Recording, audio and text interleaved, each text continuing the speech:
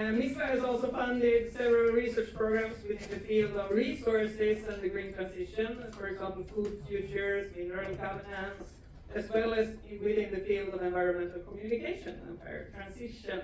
So the theme of the next panel is how can we make a climate transformation possible? How can Europe secure energy resources for food security and a fossil-free future? So it's a very broad topic, as you understand. We'll try to make this in like 25, 30 minutes, something like that. And we will welcome to the stage Professor Helena Hansson from Mistra Food Futures from the Swedish University of Agricultural Sciences, Associate Professor André Månberger, Mistra Mineral Governance from Lund University, Professor Anke Fischer, Mistra Environmental Communications, Swedish University of Agricultural Sciences, and Anne-Katrin Bock, Policy Analyst at the Joint Research Center, Antoine Oger, Executive Director at the Institute for European Environmental Policy. Please come to the stage. Choose your spot.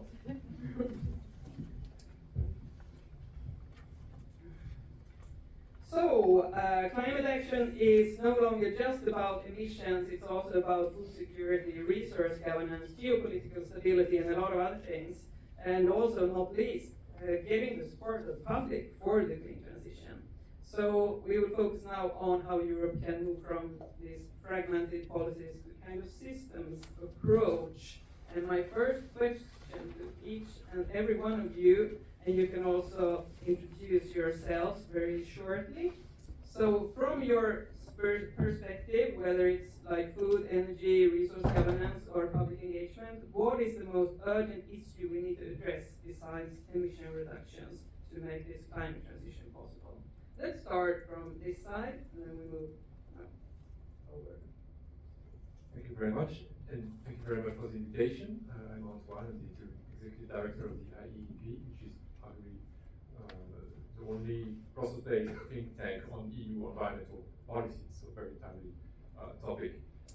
There's so much to unpack here. I'm not sure how to do this in one sentence, but at the end of the day, we have to recognize that we're facing a triple planetary crisis that is likely to wipe out, under a business as usual scenario, a large part of our economy by the end of this century, as has been mentioned several times already by the previous panel.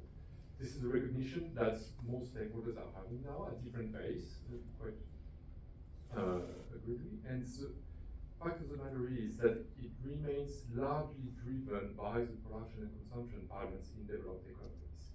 And so the question, the most urgent question now is how can we design intelligent, actionable, as simple as possible policies that eventually allow us to mitigate the external impacts, the detrimental impact of these consumption patterns.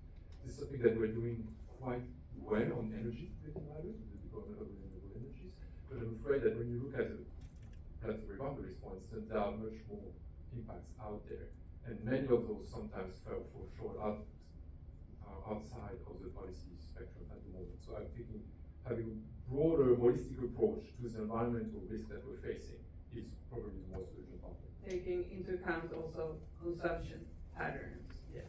Anke, please. Thanks a lot. My name is Anke Bock. I'm coming from the Joint Research Center, so from the European Commission.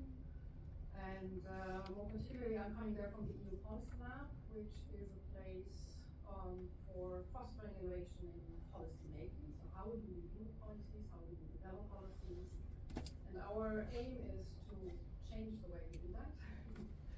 And bring in the capacity of the place and the space to challenge perspectives, so explore policies with different perspectives, challenge assumptions, experiment, and without in a collaborative way come to better future-proof policy results. So the Policy Lab brings together strategic foresight, behavioral insights, and design for policy. And with that, we hope we can have an impact on policy making as such. So what to change? It was already alluded to today that the world is changing quite a lot, pretty fast. We live in a volatile environment, complex issues to tackle with a lot of uncertainty and ambiguity. So we need new ways of dealing with that. So we cannot use the methods we are accustomed to. So we need to do bring everybody into the discussions, stakeholders. We need to bring in citizens as well, not consumers, but citizens. So we are all part of this and have also stronger forward-looking perspective in how we do it. So this for me would be the most important. Thank you, André. Thank you. So I'm André, and I'm leading Mistra governance. We're looking on goal conflicts and trade-offs with securing supply for critical raw materials needed for the low-carbon transition. And I would like to point out that there's a lot of possibilities to scale up mining within Europe, but there's also a lot of trade-offs with this, and a lot of things that are not happening. And why is that the case? I would point out three perspectives here. One is the commitment. So a lot of the exploration budgets and so on are allocated mainly to other metals, in particular gold, because it has a completely different risk trade-off profile, offering a lot better trade for the industry. Secondly, the uncertainty, which materials will be needed in the future. As we've heard before, the technological pace and development is extremely fast. There's high uncertainty of what will be demanded in the future. And thirdly, the acceptability or the impact of having these supply chains within Europe and scaling up them, and how we use these resources and use them in a different way. And this also includes the benefits and costs and how these are distributed across the supply chains with different actors. Thank you. Yes, Anke. Yeah, my name is Anke Fischer, Swedish University of Agricultural Sciences, and I'm involved in the program Mistra Environmental Communication. And in case you wonder what that is, so our idea is, or our approach is, to broaden our understanding of communication as the joint construction of meaning. So not just improving how we get a message across, transmitting information in more effective ways. That's not our point. Our point is to understand the conflicts, disagreements around policies, around governance, around the climate transition, and how we can better understand what's going on there, and what we can then learn from that. And from that perspective, I would say, for me, the most urgent issue to address is social and political challenges, specifically policy dismantling and climate backlash, to be honest. Because the best policies don't help if they're dismantled. And so in that sense, I maybe take a bit of a different perspective than the previous panel here. But by talking about policy dismantling as a problem or as a challenge, I don't mean that policies can't be changed. I really like what you just said, Anne-Katrin, that of course policies need to be adapted and improved as society learns from their experience, and there needs to be an in-depth political debate on what the climate transition should really look like. So it's clear that there should be disagreement, or that there will be disagreement. Mikael, you already talked about survey results on public attitudes and opinion support for certain policies. So it is clear that there is some support. What are these policies going to look like? But what we see today in many countries is the opposite of such a constructive and productive debate. So that I see as the biggest challenge. Thank you. Helena. Thank you very much. I'm Helena Hansson. I'm a professor of agricultural and food economics at the Swedish University of Agricultural Sciences. And I'm also one of two program directors of Mistra Food Futures. And Mistra Food Futures deals, of course, with the food system and how it can transition into one that is sustainable and resilient. So I will zoom in on your question, focusing on the food system. And I want to highlight two aspects. First of all, food is produced by agriculture. That's a fact, right? But sometimes I feel that people forget that. Food is produced by agriculture. And agriculture is dependent on the environment, right? Agriculture uses the natural resources in a very concrete way to produce food. So agriculture uses ecosystem services such as carbon sequestration, which leads to a more stable climate. It uses ecosystem services to regulate pests, to increase soil fertility, and so on, so we can have food at the table at the end of the day. And when we discuss about agriculture, agriculture's and food systems climate transition. And I sometimes get the feeling that the connection between agriculture and food and the environment is somehow forgotten in the general debate.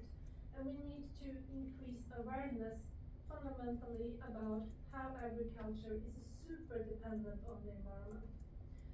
Just think about what's going on right now. Coffee has increased, the coffee price has increased, right? Chocolate has also increased in price. And why is that? Is that because people want to earn more money from this? No. It's because we have ongoing climate change that reduces the harvest of cocoa beans and of coffee beans, which reduces the supply, and then we have a pressure upwards in prices. And that sort of dynamic from climate change to the final price at the shelf in the store, I think is not always discussed, or almost never discussed actually. People think about this in a much more simplistic way. So that's one thing I want to highlight. We need to really start understanding the role of a stable climate and stable ecosystems in a functioning economy. And then I also want to highlight that I think that we need to discuss much more about who and how should we distribute the costs of the transformation. And we heard from Fairtrans that they have ongoing research in this, which I think is great. I think also in the food sector we need to zoom in and really discuss who should pay for the transition and why. And why is this extremely important in the food sector? Well, if you think about it, much of the agriculture production that is used to produce food, right, is done by very, very small companies. In the previous panel we heard about the medium-sized farms. Here we actually have the micro farms, a small family-based, sometimes only one individual running these businesses.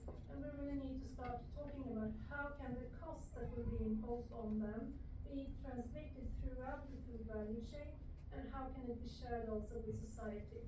So these are also super important questions that I think we need to start to unpack to really understand how we can make the transition happen. Thank you. Very interesting issues that you raised, all of you. And it seems that we touched a little upon on what my next question is about. I will pose this question to Helena, André, and Antoine. In all your fields, food, energy, critical raw materials, we're being told that we should increase production. We should produce more. In food chain, at least in Sweden, we're talking about we should increase production of food within Sweden for security reasons, energy, build more nuclear power plants or windmills or solar panels, whatever it is, critical raw materials. We just see this graphs like growing demand. But resources are limited, and these choices come with trade-offs. So how do we avoid like shifting the burdens from just one system to another system, or from one group to another group? Who of you wants to start? Antoine? You're closest to me. Sure, I think you just pointed to the crucial part of the question here. Our material footprint or stress on the environment is not sustainable at the moment. Quite simple as that. We have to find ways to reduce this. This is why I pointed to consumption patterns. Sufficiency issues need to be put front and center of all. Sufficiency needs to be put in front and center of policy making. Circularity has to come close second. You know, again, in the logic of resource management, because at the end of the day, it's quite clear that there are a lot of progress that are being made. Yes, indeed, climate risk and also environmental risk are making their way into the balance sheets. Environmental externalities are becoming parts of the business strategy, and eventually this will drive the transition. I firmly agree with what has been said in the previous panel, that eventually businesses, whether politicians like it or not, businesses will be driving this transition on the basis of what's profitable and competitive. And that's going into the sense of the green transition. But I'm afraid that in the current system that we live in the current system that is still largely linear, remember that the security of the materials in the EU is still at 11%, has been stagnant for 10 years, it is not progressing. So at the moment, it will not be enough, it will not be happen on time and at scale to actually take us away from the major risk zone where we are right now. Thank you. I've been a politician. I know it's not super easy as a politician to become popular by saying that people should consume less things. André, please. Yeah, so first of all, just starting with a bit of the big picture, that when we have these low carbon transitions, then yes, they do increase demand for a lot of the metals, but they also increase or decrease demand for the fossil fuels. And if you look on the combined total of it, then we actually have a declined demand for the extracting natural resources. But what is happening is that we get these new sites, new places where this extraction can take place. And because of this pull for onshoring and so on, some of these places are happening within our own backyards or even front yards. So we see it. I think that there is some positives with that from a societal point of view, because that makes us aware of it, it makes us reflect on it, and perhaps also challenging how we use resources. And how we use resources will have a huge impact on these growth curves. Recycling will not have that much impact in the short term for a lot of these critical raw materials, because simply we haven't used them that much, so there isn't that much to recycle. But we can use them in a lot more efficient way. So rather than having huge cars, we can have smaller cars, or we can have electric buses and so on, this type of sufficiency measures and so on.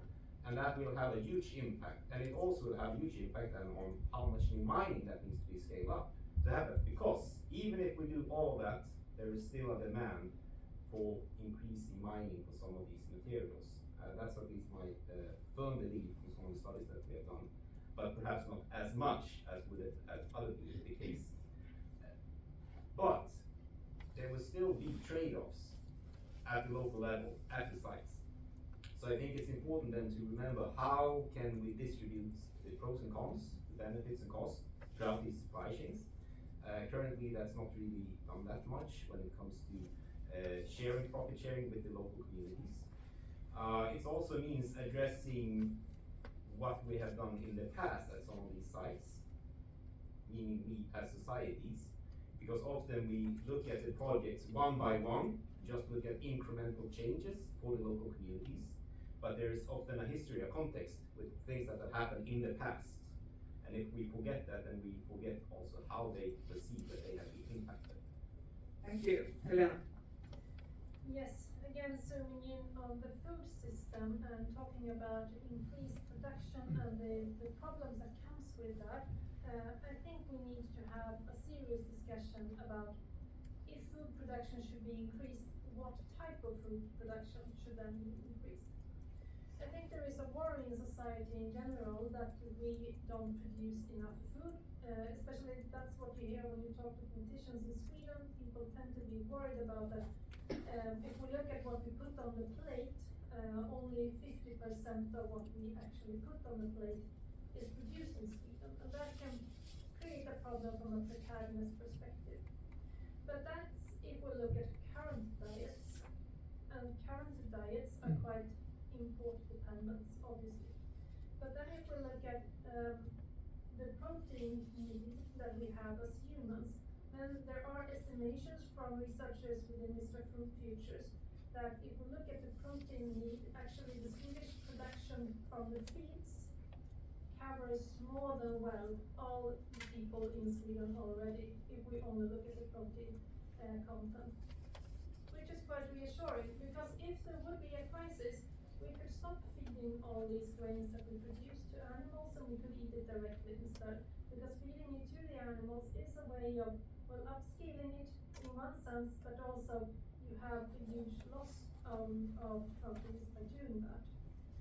So that's one thing I think is really important. What food should be increased then? What food production? But then if we look in general, in zooming on Swedish and the Swedish food system, we also see that we should eat actually much more fruit and vegetables as a population, and we have only a minor production of that. So increasing that could be a good way forward, actually. I think also these questions about resources, trade-offs, burdens on other systems and so on, I think when we discuss them, we could use a model that people have been touching on already today, so I'm really happy to hear that. But a model about externalities, which is basically a microeconomic model which highlights what additional benefits and additional costs come with production. And I think that we need to start talking about these external costs and benefits of food production when we talk about what foods should be increased and what food production should perhaps need to be downscaled. And in food production, we have so many external benefits, like benefits in biodiversity and so on, that we really need to maintain. But there are, of course, also very serious negative externalities in terms of impacts on the climate that needs to be dealt with. But I think thinking in using this conceptual framework of externalities, we can sort of come to a much better understanding about what is the true cost of the food production at societal level. Thank you. But finally, just keeping in mind also that food production in itself can partly be viewed as a public good, which could also be, it's also something we might need to address actually. You want a short comment on that because we're running out of time, of course. Yeah, Antoine. Very, very shortly to just mention that the research that we just produced says exactly as you just said at the European level. It's not a question of consuming less, it's a question of consuming differently. We've just published a report on protein diversification, how we could upscale the production of plant-based proteins, etc., and engage into a diet change for the European population. The benefits, economically, socially, environmentally, are staggering. Agriculture is a sector that is most at risk for climate change. That's one. Food-related unhealthy diets are the secondary cause of death in the EU. And so there are clear pathways, beneficial pathways for this particular transition that we propose. Now I will ask one question to Anne-Katrin, and then we'll ask one question to Anke, and then we will go to the question where we need to wrap up, unfortunately. Anne-Katrin, you work with strategic foresight, and amongst other things, you have focused on dialogue with stakeholders in the food sector, which is quite interesting, also in this discussion, not least farmers. So what are the keys just to get them on board in this kind of transition that we're talking about? Or is it possible, do you think? Yeah, thanks a lot. And I think many of the points, several, have already been mentioned, or at least hinted towards. So we indeed work together with farmers on this kind of Farmers of the Future. So that's already some time ago. But was very interesting because we try to involve many different farmers from different parts of Europe. So it's not representative, of course, but it gives access to very different viewpoints on agriculture, and we did that to explore with them. So how could farmer involve? Who will be the farmer of the future in 2040? Who will be farming? How will they be farming?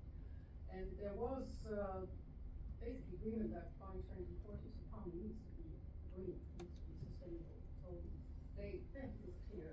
So there's a question then, of course, how do you get there and how do you do this? And there are other elements come in, and that comes from other research that we did, looking at sustainable food systems. So the environmental problems clearly are located at farming level, and the more health problems, diets, unhealthy diets, are clearly located at the other end, the consumers. Those are very numerous in terms of actors, but if you talk about agency, there another part of the food chain, of the supply chain, actually needs to be involved, and that is the middle part. So the food producers, the supermarkets. We talk about food environment, we talk about fair contracts, and determining so what goes actually into consumption. So there is a shared responsibility of making the food system sustainable, I think, is really clear. That's one thing. So everybody needs to be there and needs to be involved. So if we talk from a policy point of view, policy coherence is of course something that is really important, because sustainable food system touches on so many different policy areas, and they need to come together and move in the same direction so that you don't have counteracting measures. And if we talk about making the food system more sustainable, we often talk about measures in the short term, while the sustainability of the food system is of course a long-term goal. So it won't happen overnight. But the impacts of these actions, they happen pretty soon. So, and they need to be on the table. So because not everybody, as also in other businesses, will survive this transition. So there might be some food productions that will go out of business, or maybe it's less meat production, for example, things like that. And these things need to be discussed, and these things need to be catered for. Another elephant in the room is, of course, the affordability of food. If we want to have more sustainable food, it might be more expensive actually in the end. And also there we need to make sure that then there need to be measures to make healthy diets still accessible for everybody. And these are not trivial topics to solve, trivial issues to deal with, but currently I think they are not really out in the open. Thanks a lot. I think this actually connects a little bit to what I would ask Anke.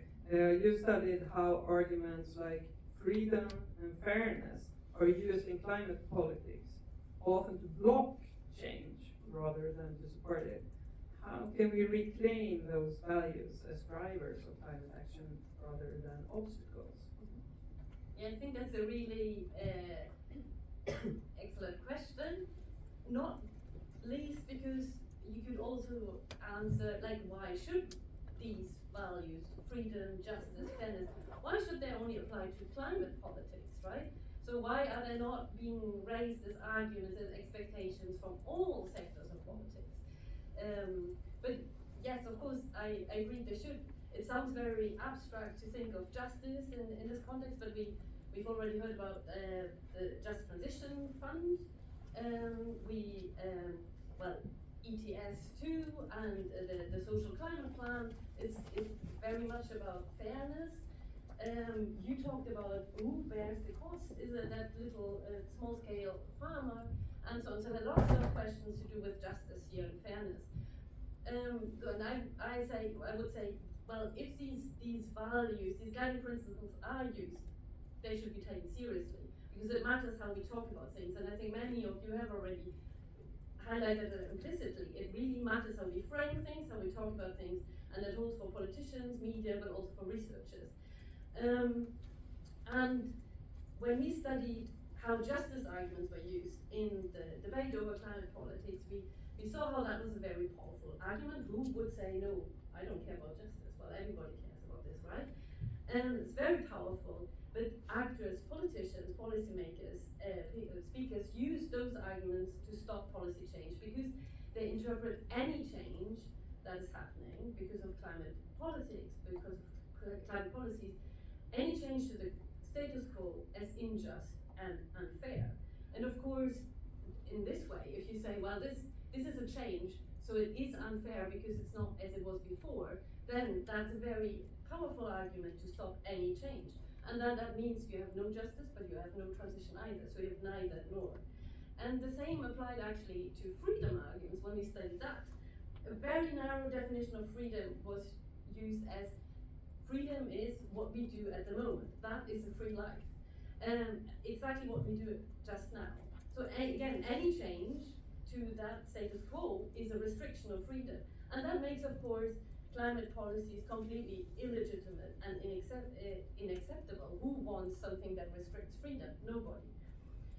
These arguments are super popular, also in the media, and they're challenged too little, we found. So my point would be here to reclaim the value of these, that society really needs to challenge those superficial arguments that are just cementing the status quo. Whether it's just or fair, they're not even being challenged. So we need a more profound consideration what these mean and what they have to do with a good life.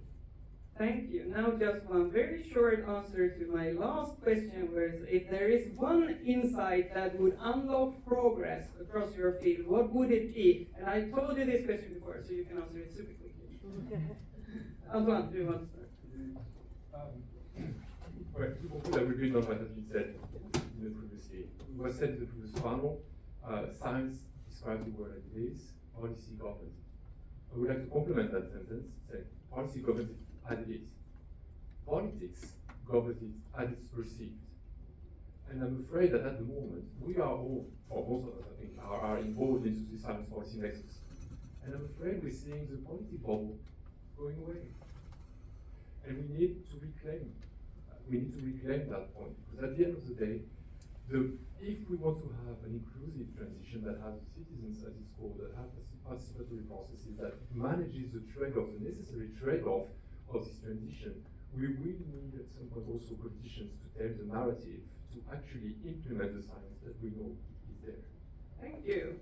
Anke-Katrin? Yeah, maybe actually had a bit of a negative connotation, but I think what needs to be realized, so change is going to happen. It's a fighting glass door by design. I still hope that we choose the design will have. Thank you. André? So I don't think that there is any silver bullet, so not one optimal solution that will work and give the type of future that most people would want. So I would opt for having that insight means that we should aim for having diversified responses. So doing a lot of testing and quite a lot, and that also means that we will not succeed with everything that we test and try to implement, and being prepared for that. Thank you. Anke? Yeah, my point would also be about change and how it's experienced and how people worry about the change that they're anticipating. And my point would be about, well, if we knew how this worry about upcoming change can catalyze constructive action rather than societal divides and destructive types of conflicts, that would contribute a lot. Thank you. Helena? Yeah, I would like to highlight that climate and environmental policy is so interlinked with a lot of other policies. So take for instance a climate adaptation of the food system and a change towards a food system with higher preparedness. These two are interlinked. And we have shown in Mistra Food Futures that several measures that can be taken at farm level to reduce the climate impact by food production will actually also lead to a much more resilient system. And that in itself will lead to higher preparedness with respect to food. So this is interlinked, and I think that we really need to start talking about how interlinked these systems are, and also to get policy to view them as interlinked. I think that's an excellent last answer. So thanks a lot to the panel.